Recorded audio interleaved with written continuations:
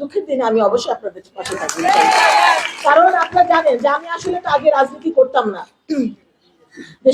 আমাকে আজকে এই জায়গায় এনেছেন, তিনি আমাকে যোগ্য মনে করেছেন, এনেছেন।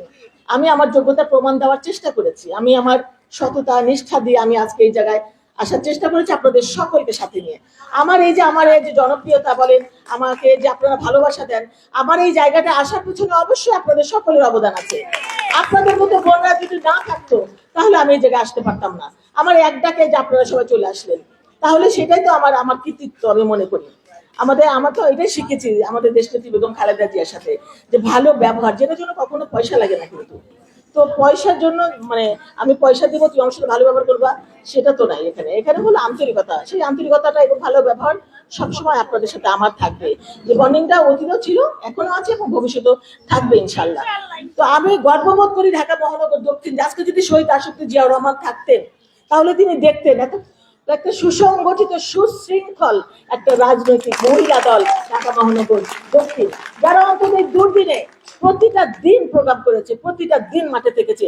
15 জন হলেও 20 জন হলেও ওরা প্রতিটা থানায় থানায় প্রোগ্রাম করেছে। একটা দিনও মিস হয়নি ঢাকা মহানগর দক্ষিণের মেয়েরা যে মাঠে নামেনি। আমাদের যুবদল, ছাত্রদল, স্বেচ্ছাসেবক, শ্রমিক দল, মূল দল সব ভাইরাও করেছে, কিন্তু মহিলা দল অবশ্যই ছিল। অনেকদিনও ওরা করেছে কিনা জানি না, কিন্তু মহিলা দল আমি দেখেছি, আমি খবর নিয়েছি, প্রত্যেকটা থানায় থানায় 10 জন 15 জন হলেও মেয়েরা বের হয়েছে। তো তাদেরকে অবশ্যই মূল্যায়ন করতে হবে।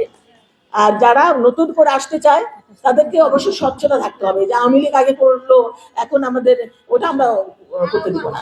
যে যাদের স্বচ্ছতা আছে, যাদের মেধা আছে, যারা মানে একদম কি বলে একদম মানে অবশ্যই দলপ্রিয় এবং দেশপ্রিয়, তাদেরকে আমরা অবশ্যই আমরা কোয়াপ করবো। কিন্তু আমাদের এই বোনেদের পরে আর কি, মানে যারা অন্তত মাঠে ছিল, আমাদের এখানে মানে আমাদের লেখাপড়ারও দরকার নাই আর আমাদের পয়সারও দরকার নাই। আমাদের আগে দেখতে হবে শ্রম দিয়েছে কারা, কারা দুদিনে মাঠে ছিল, তারা শ্রম দিয়েছে, তাদেরকে আমরা আগে মূল্যায়ন করব, তারপরে আমরা সবাইকে আনবো। আমরা চাই যে এই যে আমাদের সদস্য নবায়ন শুরু হয়েছে, এখানে আমরা অবশ্যই, কারণ আমাদের ফ্রেন্ড সার্কেল আছে, আমাদের বন্ধু বান্ধব আছে, আত্মীয় স্বজন আছে যারা সরাসরি রাজনীতি করে না, কিন্তু দেশনেত্রী বেগম খালেদা জিয়াকে ভালোবাসে, আমাদের শহীদ রাষ্ট্রপতি জিয়াউর রহমানকে ভালোবাসে, তারেক রহমানকে ভালোবাসে, ধানের শীষকে ভালোবাসে। সেই আমাদের পরিবারের সদস্যদের আমাদের এই রাজনৈতিক পরিবারের সদস্য বানাতে হবে।